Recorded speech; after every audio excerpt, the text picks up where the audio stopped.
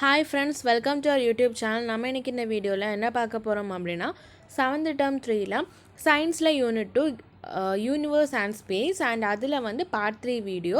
So அதில் இப்போ நம்ம கேலக்ஸிஸ் பார்க்கலாம். ஸோ கேலக்ஸிஸ் அப்படின்னா என்னது, விண்மீன் திரள்கள். ஓகேவா, தமிழில் அது வந்து விண்மீன் திரள்கள். So a galaxy is a large collection of stars or cluster of stars and celestial bodies held together by gravitational attraction. அதாவது ஈர்ப்பு விசையால் சேர்க்கப்பட்ட விண்மீன்கள் அல்லது விண்மீன் குழுக்கள் மற்றும் விண்வெளி பொருட்கள். ஸோ இதோட ஒரு தொகுப்பு தான் கேலக்ஸி, விண்மீன் திரள்கள் அப்படின்னு சொல்கிறாங்க. There are about billions of galaxies in the universe. So இந்த பிரபஞ்சத்தில் பார்த்தீங்க அப்படின்னா கோடிக்கணக்கான இந்த கேலக்ஸிஸ் இருக்குது. அப்புறமா most galaxies range from 1000 to 10,000 parsec in diameter.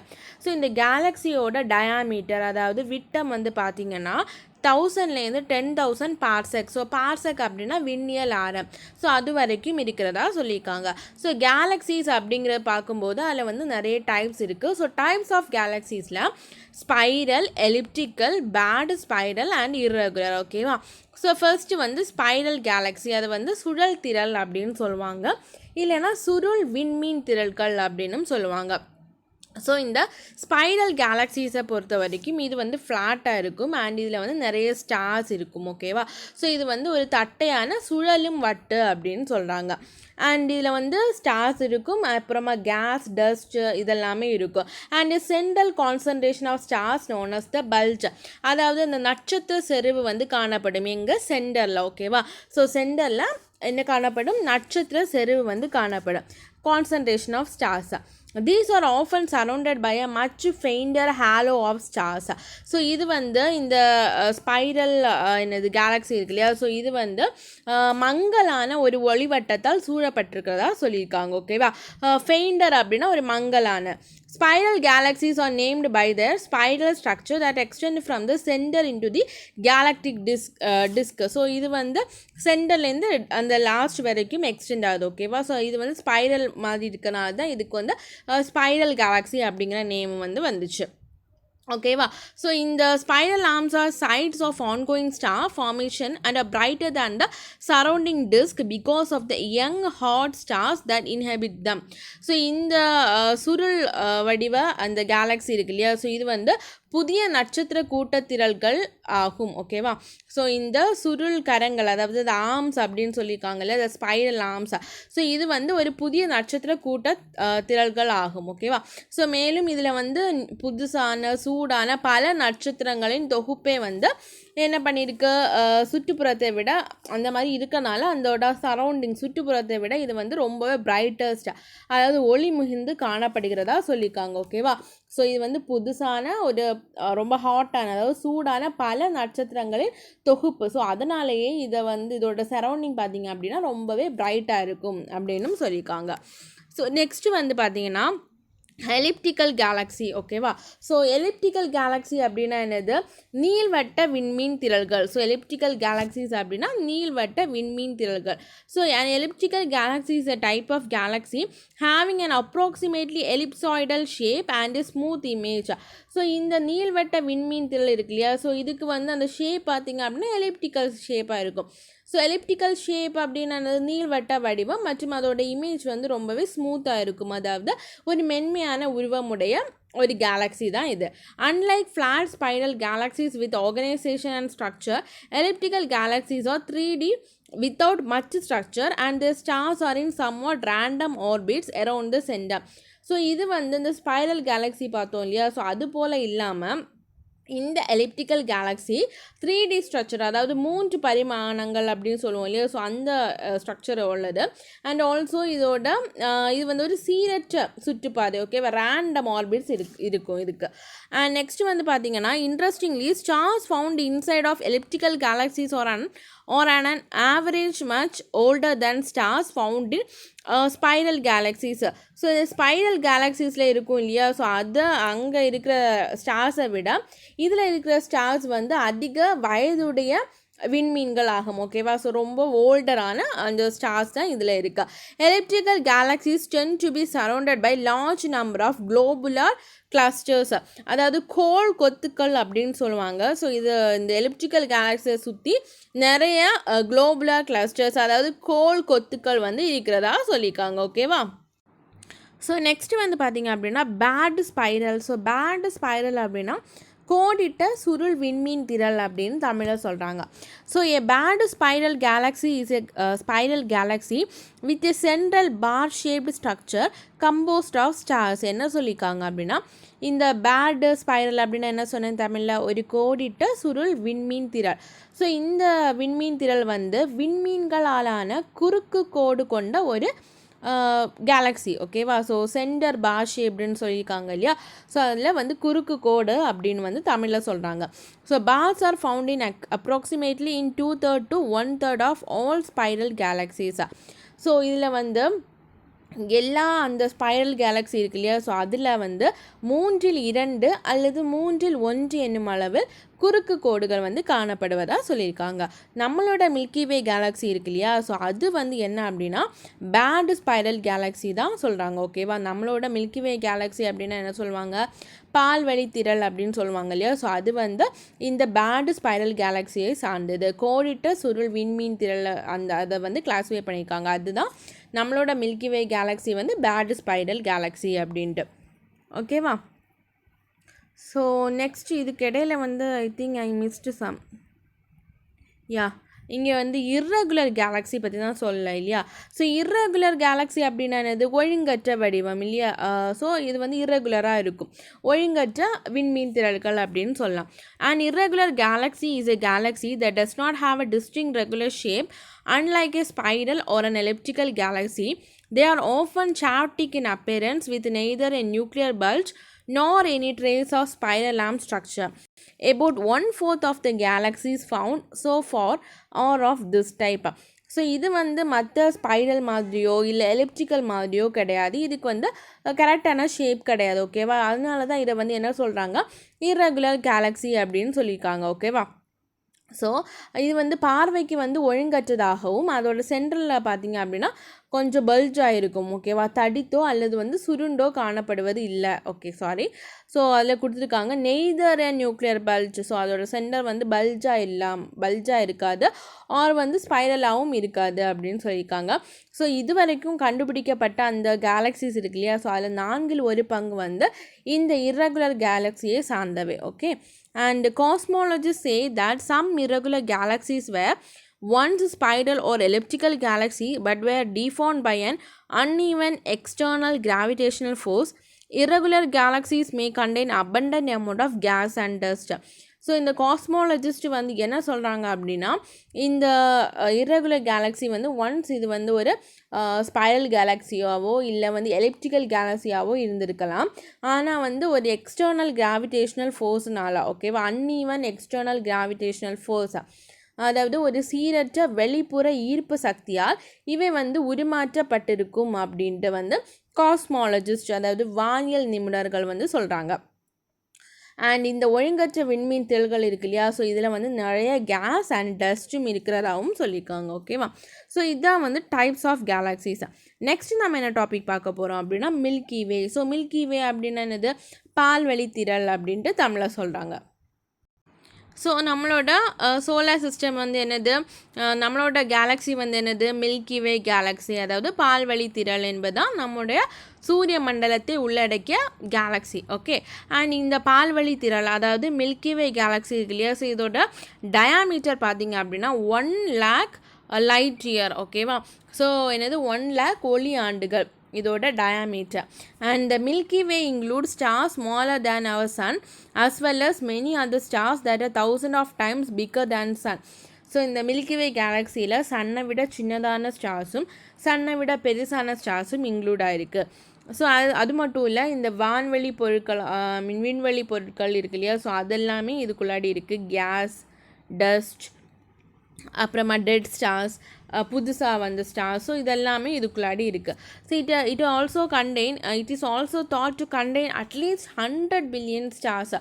So இதில் வந்து ஒரு 100 பில்லியன் நட்சத்திரங்களை கொண்டுள்ளதாக இருக்கலாம் அப்படின்னு சொல்லியிருக்காங்க. அண்டு வந்து மில்கிவே கேலக்ஸிக்கு பக்கத்தில் இருக்க கேலக்ஸி வந்து என்ன அப்படின்னா ஆண்ட்ரோமெடா. ஸோ அது வந்து இம்பார்ட்டன்ட், அது பார்த்துக்கோங்க. The descriptive milky is derived from the appearance from earth of the galaxy. So எத்துலேருந்து கேலக்ஸியை பார்க்கும்போது எந்த மாதிரி இருக்கோ அதனால தான் அதை வந்து பால்வழி திரள் மில்கி அப்படின்ட்டு சொல்கிறாங்க. A band of light seen in the night sky formed from stars that cannot be individually distinguished by the naked eye. So என்ன சொல்லியிருக்காங்க அப்படின்னா இது வந்து நம்ம நைட் டைம் வந்து ஸ்கையில் பார்க்கும்போது ஒரு லைட் மாதிரி வந்து தெரிகிறது. ஓகேவா, பேண்ட் ஆஃப் லைட் வந்து நமக்கு தெரியுது. ஸோ நம்ம அதை டிஸ்டிங்விஷ் பண்ண முடியாது. ஸோ அதனால தான் இது வந்து மில்கி அப்படிங்கிற ஒரு நேம் வந்து தான். ஸோ ஒரு அடமொழி வந்து இருக்குது அப்படின்னு சொல்லியிருக்காங்க. ஓகேவா. So in Indian mythology this patch called as Akasha Ganga. So புராணங்களில் வந்து என்ன சொல்கிறாங்க அப்படின்னா இந்த மாதிரி மில்கி நைட் ஸ்கையில் வந்து இந்த மாதிரி லைட் பேண்ட் தெரியுது இல்லையா. ஸோ இதை என்ன சொல்கிறாங்க ஆகாஷ கங்கா அப்படின்னு வந்து சொல்கிறாங்க. ஓகேவா. From the earth the milky way appears as a band because its disc shaped structure is viewed from within. So நம்ம வந்து பூமியிலேருந்து பார்க்கும்போது என்னாகும், அந்த மில்கி வே கேலக்ஸி இருக்கு இல்லையா. ஸோ அந்த லைட் பேண்ட் அப்படின்னு சொன்னேன் இல்லையா, ஒளிப்பட்டை. ஸோ அது அந்த மாதிரி தோன்றுகிறதா சொல்லியிருக்காங்க. Galileo Galilei first resolved the band of light into individual stars with his telescope in 1610. நம்ம ஆல்ரெடி சொன்னோம், என்ன சொன்னோம், அந்த லைட் பேண்ட் அதாவது அந்த ஒளிப்பட்டை வந்து அப்படியே தெரியும். நம்ம அதை டிஸ்டிங்விஷ் பண்ண முடியாது, தனித்தனி ஸ்டார்ஸை வந்து டிஸ்டிங்விஷ் பண்ண முடியாது நம்மளோட வெறும் கண்ணால். ஆனால் கலீலியோ கலி வந்து என்ன பண்ணிட்டாரு, 1610 அவர் வந்து டெலஸ்கோப் இருக்கு இல்லையா, தொலைநோக்கி. ஸோ அந்த டெலஸ்கோப் வழியாக வந்து தனித்தனியாக அந்த லைட் பேண்டில் தெரிகிற நட்சத்திரத்தை வந்து என்ன பண்ணான்னா கண்டறிந்தார். ஓகேவா. Until the early 1920 most astronomers thought that the Milky Way contained all the stars in the universe. So 1920 அதோட தொடக்க காலம் வரையிலையும் நிறைய வந்து அந்த அஸ்ட்ரானமர்ஸ் இருக்காங்க இல்லையா. ஸோ அவங்க என்ன நினச்சாங்க, இந்த பால்வழி திரளானது பிரபஞ்சத்தின் அனைத்து நட்சத்திரங்களையும் கொண்டிருப்பதாக அவங்க நினச்சிருந்தாங்க. Observation by Edwin Hubble showed that the Milky Way is just one of many galaxies. So இந்த எட்வின் ஹபிள் இருக்கார் இல்லையா, ஸோ அவரோட ஆய்வில் தான் தெரிஞ்சுது இந்த மில்கி வே கேலக்ஸி வந்து நிறைய இருக்கிற கேலக்ஸியில் இதுவும் ஒன்று அப்படின்னு சொல்லிட்டு அவங்களுக்கு தெரிஞ்சுது. The Milky Way does not sit still but is constantly rotating. So இது வந்து ஒரு இடத்தில் நிலையாக இருப்பதிலே அது வந்து ரொட்டேட் ஆகிட்டே இருக்கும். Our solar system is located within the disk of the galaxy about 27,000 light years away from the center of the galaxy. அதாவது நம்மளோட சூரியக்கோள் இருக்கு இல்லையா, ஸோ இது வந்து 27,000 லைட் இயர். ஸோ அந்த சென்டர் ஆஃப் கேலக்ஸிலேருந்து 27,000 லைட் இயர் டிஸ்டன்ஸில் இருக்குது அப்படின்னு சொல்லியிருக்காங்க. ஓகேவா. ஸோ அதாவது 27,000 ஒளி ஆண்டுகள் தொலைவில் இந்த பால்வழி திரளின் கரத்தில் அமைந்துள்ளதாக சொல்லியிருக்காங்க. The solar system travel at an average speed of 8,28,000 km/h. So இதோட ஆவரேஜ் ஸ்பீடு இருக்கு இல்லையா, சூரிய மண்டலமானது இந்த சராசரியாக 8,28,000 km/h பயணிக்கிறதா சொல்லியிருக்காங்க. Even at this rapid speed the solar system would take about 230 million years to travel all the way around the Milky Way galaxy. So இந்த சூரிய குடும்பம் வந்து இந்த மில்கி வே கேலக்ஸியை முழுமையாக சுற்றி வர்றதுக்கு இந்த ஸ்பீடில் போனாலுமே 230 million years ஆகும் அப்படின்னு சொல்லியிருக்காங்க. When the solar system was in the same spot as it is now, there were no human, no Himalayan mountain on earth and the dinosaurs were roaming around the earth. So இந்த முன்னாடி வந்து இந்த solar system இருந்த போது அங்கே Himalayan mountain கிடையாது, humans கிடையாது, எதுவுமே கிடையாது. பட் வந்து யார் இருந்தா, டைனோசர்ஸ் மட்டும்தான் இருந்ததா சொல்லியிருக்காங்க. ஓகேவா. Tucked inside the very center of the galaxy is a monstrous black hole, billion of times as massive as the sun. Although black holes cannot be directly viewed, scientists can see their gravitational effect as they change and distort the parts of the material around it. Most galaxies like our Milky Way are thought to have a black hole in their heart. So என்ன சொல்லியிருக்காங்க அப்படின்னா, black hole அப்படின்றது கருந்துளை இருக்கு இல்லையா? So நம்மளோட Milky Way கேலக்ஸியோட சென்டரில் ஒரு கருந்துளை இருக்குது அப்படின்னு சொல்லியிருக்காங்க. ஸோ நம்மளோட இந்த கேலக்ஸியோட மையத்தில் சூரியனை போல் பில்லியன் மடங்கு அதிக நிறையுடைய ஒரு பயங்கரமான கருந்துளை பிளாக் ஹோல் வந்து காணப்படுகிறது. இந்த பிளாக் ஹோல் வந்து நேரடியாக நம்மளால் பார்க்க முடியாது. ஆனால் வந்து சயின்டிஸ்ட் அதை வந்து ஈர்ப்பு விளைவுகளை கொண்டு அதன் இருப்பினை கண்டறிந்திருக்காங்க. ஓகேவா? ஸோ அதாவது கிராவிடேஷனல் எஃபெக்ட் வச்சு அவங்க வந்து எங்கே இருக்குது அப்படின்னு சொல்லிட்டு அவங்க வந்து ஃபைண்ட் அவுட் பண்ணியிருக்காங்க. நம்மளோட மில்கி வே கேலக்ஸி இருக்கு இல்லையா? ஸோ அதில் வந்து அதில் இருக்கிற அந்த பிளாக் ஹோல் மாதிரி நிறைய கேலக்ஸிஸ்லேயும் இருக்குது அப்படின்னு சொல்லியிருக்காங்க. நெக்ஸ்ட் வந்து கான்ஸ்டலேஷன், ஸோ அதாவது விண்மீன் மண்டலம். So, a constellation is a recognizable pattern of stars in the night sky when viewed from the Earth. The International Astronomical Union has classified 88 constellations to cover the entire celestial sphere. Many of the old constellations have Greek or Latin names and are often named after mythological characters. So constellation அப்படின்னா விண்மீன் மண்டலம். சர்வதேச வானியல் சங்கம் வந்து 88 விண்மீன் மண்டலங்களை வந்து வகைப்படுத்தியுள்ளன. ஸோ பழைய விண்மீன் மண்டலங்களோட நேம்ஸ் பார்த்திங்க அப்படின்னா க்ரீக் அண்ட் லாட்டின் அதில் தான் இருக்கும். அண்ட் மோஸ்ட்லி வந்து இந்த மித்தாலஜிக்கல் கேரக்டர்ஸ், அதாவது புராண கதைகளில் வரும் அந்த கதாபாத்திரங்களோட பேராக தான் இருக்கும். Okay, Ursa major. ஓகேவா? உர்சா மேஜர் அப்படின்னா என்னது? உர்சா மேஜர் அப்படின்னா வந்து சப்த ரிஷி மண்டலம் அப்படின்னு சொல்லியிருக்காங்க. ஓகேவா? Ursa major. ஓகே, சப்த ரிஷி மண்டலம். ஸோ இது வந்து என்னென்னா large constellation and it covers a large part of the sky. So இது வந்து ஒரு பெரிய விண்மீன் மண்டலம் அப்படின்னு சொல்லியிருக்காங்க. அண்ட் இது வந்து அந்த ஸ்கையில் நிறைய பார்ட்ஸை கவர் பண்ணுது. The most striking feature of this constellation is a group of 7 bright stars known as big dipper. So இதுக்கு வந்து இம்பார்ட்டண்ட்டாக வந்து என்ன சொல்லியிருக்காங்க அப்படின்னா, குறிப்பிடத்தக்க ஒரு அம்சம் அப்படின்னா இந்த 7 பிரைட் ஸ்டார்ஸ், அதாவது 7 பிரகாசமான நட்சத்திரங்களின் ஒரு பெரிய குவளை. ஸோ இதை வந்து 7 சேஜஸ் இன் இந்தியன் ஆஸ்ட்ரானமி அப்படின்னு சொல்லியிருக்காங்க. ஸோ இந்திய வானியலில் 7 துறவிகள். ஓகேவா? ஸோ இந்த உர்சா மேஜரை வந்து மறக்காதீங்க, அது வந்து சப்த ரிஷி மண்டலம். அண்ட் இதில் வந்து 7 பிரைட் ஸ்டார்ஸ் இருக்குது, அதை வந்து இந்திய வானியலின் 7 துறவிகள் அப்படின்னு சொல்லியிருக்காங்க. ஸோ உர்சா மேஜர் பார்த்தோம். இப்போ வந்து உர்சா மைனர். ஸோ இது வந்து லாட்டினில் லிட்டில் பியர் அப்படின்ட்டு பேர். ஓகேவா? சிறிய கரடி. So it lies in the northern sky. இது வந்து நார்த்தன் ஸ்கையில் இருக்கும். The pole star Polaris Dhruva lies within this constellations. So இதில் தான் வந்து இந்த போல் ஸ்டார்ஸ் வந்து இந்த கான்ஸ்டலேஷனில் தான் இருக்குது.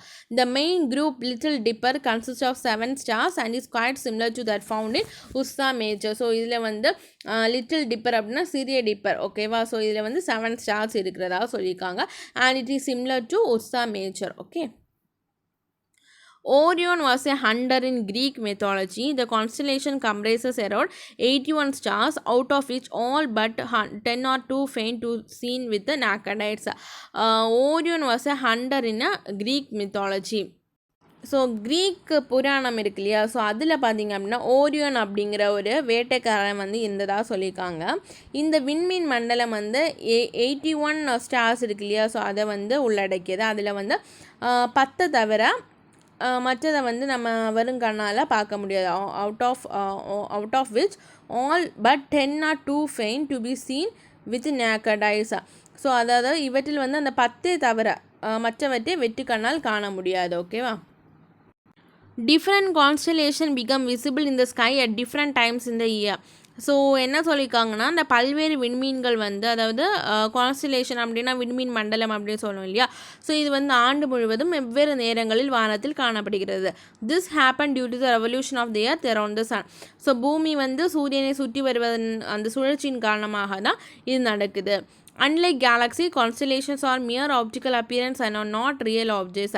ஸோ இது வந்து அந்த கேலக்ஸியை போல் இந்த விண்மீன் மண்டலம் வந்து வெறும் ஒளியியல் தோற்றம் மட்டுமே, இது வந்து உண்மையான பொருட்கள் கிடையாது.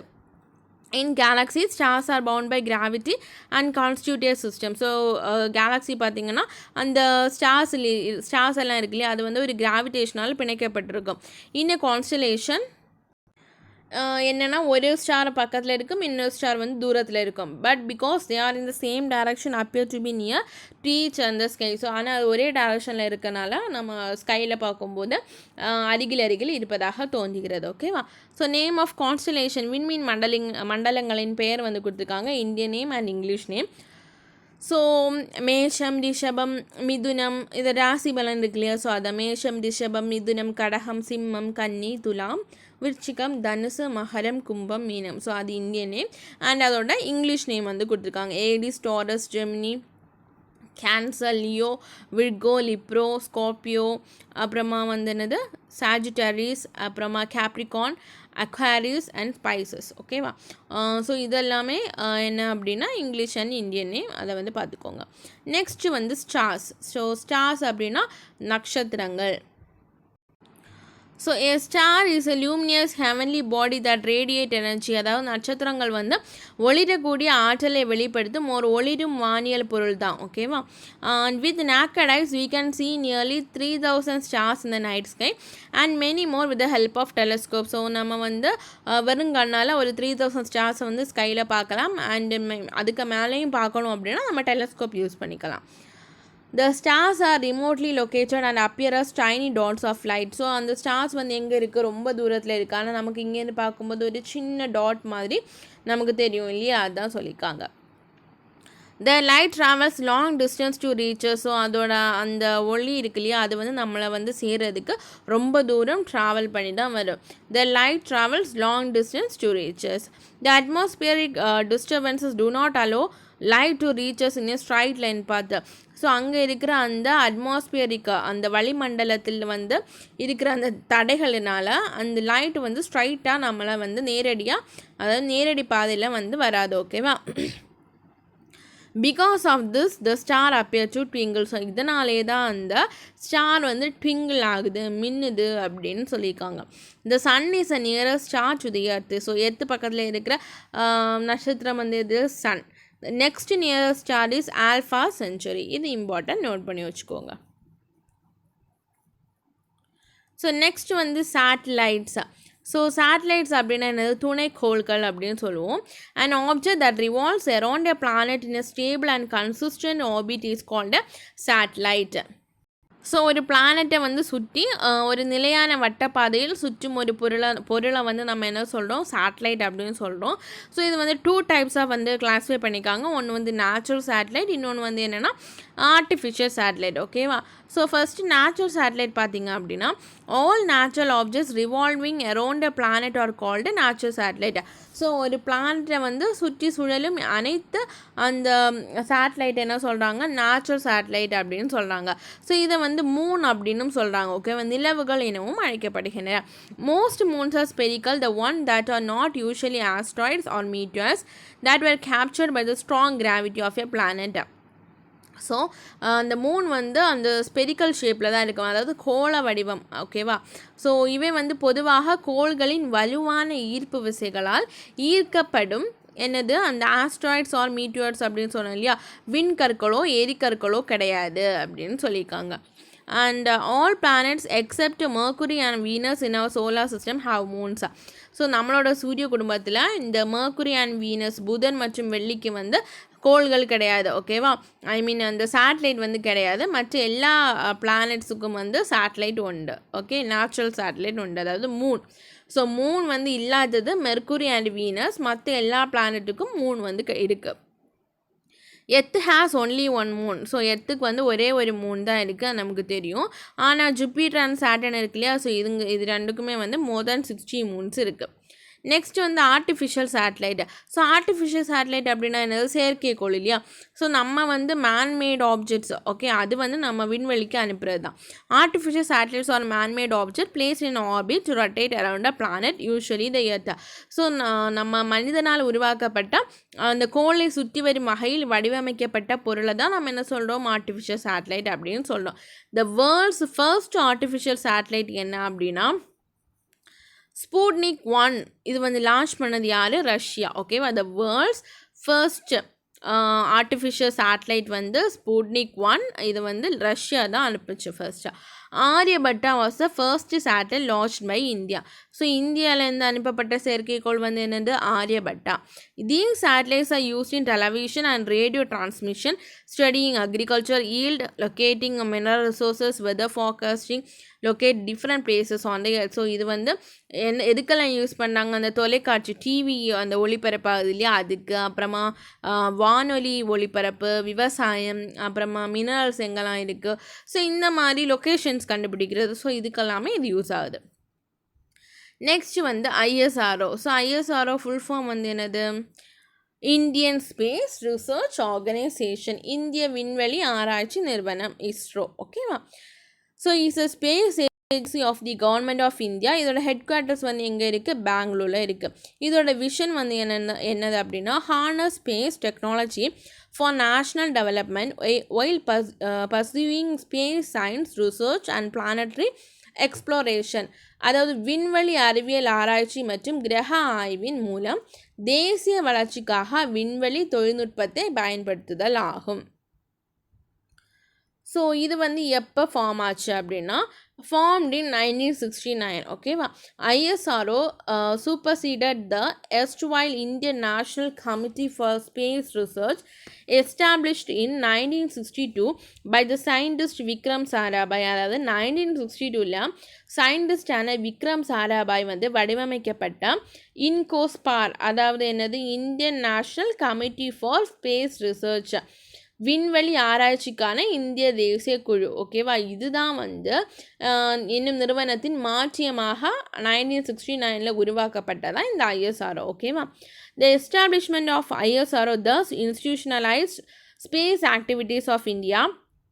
ஸோ இதை மேனேஜ் பண்ணுறது யார் அப்படின்னா, department of space which reports to the prime minister of India. So இந்த விண்வெளி துறையால் நிர்வகிக்கப்பட்டு இந்திய பிரதமருக்கு வந்து என்னென்னா அறிக்கை சமர்ப்பிக்கப்படும். So ISRO built India's first satellite Aryabhata. So Aryabhata இந்தியாவோட ஃபர்ஸ்ட் சேட்டலைட். அதை வந்து பில்ட் பண்ணது யார், உருவாக்குனது யார், ISRO, which was launched by Soviet Union on 19 April 1975. So April 1975 தான் இந்த என்னது ஆரியபட்டா வந்து ஐஎஸ்ஆர்ஓ உருவாக்கினது. அதில் லான்ச் பண்ணது வந்து ரஷ்யா. ஸோ ஆரியபட்டா அப்படிங்கிறது வந்து எப்படி நேம் வந்துச்சு அப்படின்னா, இந்தியன் ஆஸ்ட்ரானமரான ஆரியபட்டாவோட name. 1980 Rohini became the first satellite to be placed in orbit by an Indian made launch vehicle SLV-3. So 1980 இந்தியாவில் உருவாக்கப்பட்ட SLV-3 அப்படிங்கிற ஒரு லான்ச் வெஹிக்கிள், அதாவது ஏவுகணை வாகனம் மூலம் சுற்றுப்பாதையில் ஏவப்பட்ட முதல் துணைக்கோள் வந்து என்னது, ரோஹிணி. ஓகேவா. ஸோ அது வந்து முதல் துணைக்கோள் 1980 நம்ம இந்தியாவில் உருவாக்கப்பட்ட SLV-3 மூலமாக லான்ச் பண்ணது. ISRO subsequently developed 2 other rockets, PSLV, Polar Satellite Launch Vehicle, for launching satellite into polar orbits, and GSLV, Geosynchronous Satellite Launch Vehicle, for placing satellite into geostationary objects. So இன்னும் 2 vehicles வந்து rockets வந்து develop பண்ணியிருக்காங்க. ஒன்று வந்து PSLV. So இது வந்து அந்த polar ஆர்பிட்ஸில் வந்து லான்ச் பண்ணுறதுக்காக. ஓகேவா. ஸோ அந்த துருவ சுற்றுப்பாதையில் வந்து செலுத்துவதற்காக PSLV. நெக்ஸ்ட் GSLV வந்து எதுக்கு அப்படின்னா, புவிசார் வட்டப்பாதையில் வைப்பதற்காக இந்த GSLV. ஓகேவா. அந்த PSLV GSLV ஃபுல் ஃபார்ம் வந்து படித்து வச்சுக்கோங்க. These rockets have launched numerous communication satellite and earth observation satellite. So இந்த 2 ராக்கெட்ஸும் நிறைய சேட்டலைட்டில் லான்ச் பண்ணியிருக்கு. Satellite navigation system like Gahan and IRNAS have been deployed. So இந்த சேட்டலைட் நேவிகேஷன் சிஸ்டமான, அதாவது என்னது, துணைக்கோள் வழி செலுத்துதல் அமைப்பு, அதான் ககன் அண்ட் இர்னஸ், இது எல்லாமே நிறுவப்பட்டதாக சொல்லியிருக்காங்க. இன் January 2014 ISRO used an indigenous cryogenic engine in a GSLV D5 launch of the GSAT-14. So என்ன சொல்லியிருக்காங்க அப்படின்னா, January 2014 ISRO உள்நாட்டு கிரியோஜெனிக் இயந்திரமான GSLV D5 உதவியுடன் GSAT-14 வந்து நிறுவிச்சு. ஓகேவா. ISRO sent a lunar orbiter Chandrayaan-1 on 22nd October 2018. ஓகேவா. October 22, 2018 2008 அன்னைக்கு Chandrayaan-1 வந்து என்னது அந்த சந்திரனை சுற்றும் துணைக்கோளை ஏவியது ஐஎஸ்ஆர். ஓகேவா. நெக்ஸ்ட் வந்து Mars orbiter mission on November 5, 2013 which entered Mars orbit on 24 September 2014. ஓகேவா. அதாவது இந்த மார்ஸ் இருக்கு இல்லையா, ஸோ 2013 November 5 வந்து செவ்வாய் கிரகத்தை சுற்றும் மங்கள்யான் தெரியும் இல்லையா எல்லாருக்குமே, மங்கள்யான். ஸோ அது வந்து November 5, 2013 அந்த டைமில் தான் அந்த துணைக்கோளை வந்து ஏவினது. அது வந்து September 24, 2014 அன்னைக்கு தான் அந்த செவ்வாயின் சுற்றுப்பாதையில் நுழைந்து முதல் முயற்சியிலே செவ்வாயை அடைந்த நாடு என்னும் பெருமையை இந்தியாவிற்கு தந்தது. ஓகேவா. So making India the first nation to succeed on it first attempt to Mars and ISRO the fourth space agency in the world as well as the first space agency in Asia to reach Mars orbit. So வேர்ல்டில் வந்து Mars செவ்வாய் கிரகத்தில் போன fourth space agency எது அப்படின்னா ISRO. ஏஷியாவில் வந்து first வந்து எதுனா நம்மளோட ISRO. ஓகேவா. On June 18, 2016 ISRO set a record with the launch of 20 satellites in a single payload. So இந்த June 18 and 2016 அன்னைக்கு வந்து ISRO ஒரே சுமை தாங்கி, பேலோடு அப்படின்னா என்னது சுமை தாங்கி. ஓகேவா. ஒரே சுமை தாங்கியில் 20 துணைக்கோள்களை விண்ணிற்கு அனுப்பி சாதனை படைத்தது. On 15 February 2017 ISRO launched 104 satellites in a single rocket and created a world record. So அதுக்கப்புறமா வந்து February 15, 2017 அன்னைக்கு ஒரே ஏவுகணையில் வந்து அந்த ஏவுகணையோட நேமை ஞாபகம் வச்சுக்கோங்க, PSLV C-37. அதில் வந்து 104 சேட்டலைட்டை விண்ணில் செலுத்தி உலக சாதனை புரிந்தது. ISRO launched its heaviest rocket geosynchronous satellite launch vehicle Mark 3 on June 5, 2017 and placed a communication satellite GSAT-19 in orbit. So இது வந்து ஹெவியஸ்ட் ராக்கெட் வந்து லான்ச் பண்ணாங்க June 5, 2017 அண்ட் GSAT-ஐ வந்து ஆர்பிட்டில் வந்து செலுத்தியிருக்காங்க. ஓகேவா. ஸோ June 5, 2017 அது வந்து அந்த GSAT-19 அந்த வட்டப்பாதையில் நிறுவினது. With this launch ISRO became capable of launching 4 ton heavy satellite. So இதன் காரணமாக 4 ton ஹெவி சேட்டலைட்டை வந்து அனுப்பக்கூடிய ஒரு கேபபிலிட்டி இருக்கிற ஒரு ஸ்பேஸ் ஏஜென்சியாக மாறிடுச்சு. ஓகேவா. ISRO launch Chandrayaan 2 on July 22, 2019. ஓகேவா. சந்திராயன் 2 வந்து எப்போ லான்ச் பண்ணாங்க? July 22, 2019. GSLV Mark 3 it entered the moon's orbit on August 20, 2019. So ஜூலையில் அனுப்புனது August 20, 2019 வந்து அது ரீச் ஆயிடுச்சு. And it's landed on the moon on September 7. So அந்த லேண்டர் வந்து September 7 தான் அந்த என்னது மூனில் வந்து லேண்ட் ஆச்சு. ஓகேவா. ஸோ டூ யூ நோ பார்த்துக்கோங்க. இன் 1989 Galileo Galilei was memorized with a launch of a Jupiter bound space probe bearing his name. So 1989 Galileo கலி வந்து வியாழன் இருக்கு இல்லையா, ஸோ அது சார்ந்த விண்வெளி நுண்ணாய்வு கலனுக்கு இவரோட நேமை வந்து சூட்டப்பட்டது. ஓகேவா. During is 14-year voyage the Galileo space probe and its detachable mini probe visited Venus, the asteroid Gaspram, observed the impact of comet Shoemaker Levy 9 on Jupiter, Europa, Callisto, Io and Amalthea. So இதோட 14 வருட விண்வெளி பயணத்தில் கல்வி நுண்ணாய்வு கலனும் அதிலிருந்து பிரிந்து செல்லக்கூடிய சிறு கலனும் இணைந்து இந்த வியாழன் காஸ்பரா என்னும் துணைக்கோள், ஷூமேக்கர் லெவி 9 அண்ட் அதுக்கப்புறமா வால் நட்சத்திரம் இருக்கு இல்லையா, ஸோ இந்த வால் நட்சத்திரத்தினாலான வியாழனில் உள்ள தாக்கம், Europa, Callisto, yo and அமால்தியா, so இதெல்லாமே சொல்லியிருக்காங்க. ஓகேவா. ஸோ இதில் எல்லாமே அந்த என்னது அந்த இந்த ப்ரோப் இருக்கு இல்லையா, ஸ்பேஸ் ப்ரோபு, ஸோ அது எல்லாமே இந்த இடத்துல எல்லாமே விசிட் பண்ணியிருக்கு அப்படின்னு சொல்லியிருக்காங்க. In order to avoid the possible contamination of one of Jupiter's moon, the Galileo space probe was purposely crashed into Jupiter at the end of its mission in September 2003. So இந்த வியாழனோட ஒரு நிலவுடன் Galileo அந்த இருக்கு இல்லையா probe, so அது வந்து கலப்பதற்கு அது ரெண்டுமே mix ஆகிற மாதிரி இருந்திருக்கு போல். ஸோ அதை வந்து தடுப்பதற்காக இதை வந்து அங்கே வச்சு கிராஷ் பண்ணி விட்டுட்டாங்க. என்னைக்குன்னா 2003 September 2003. ஓகேவா. ஸோ இங்கே வந்து நோ இயர் சயின்டிஸ்ட் பார்த்துக்கோங்க. Subrahmanyan Chandrasekhar was an Indian American astrophysicist who spend his professional life in USA. அவர் யூஎஸ்ஏல தான் அவரோட ப்ரொஃபஷனல் லைஃப்பை ஸ்பெண்ட் பண்ணார். He was awarded 1983 Nobel prize வாங்கியிருக்காரு ஃபிசிக்ஸுக்கு வித் வில்லியம் ஏ ஃபவுலர் அப்படிங்கிறவரோட. His mathematical treatment of stellar evolution yielded many of the best current theoretical model of the late evolutionary stages of massive stars and black holes. The Chandrasekhar limit is named after him. The Chandrasekhar worked on a wide variety of physical problems in his lifetime. So இவர் வந்து black holes பற்றி வந்து நிறைய theory வந்து கொடுத்துருக்காரு.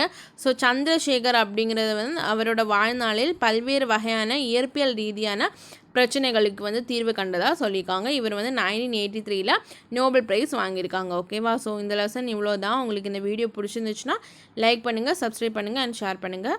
Thank you.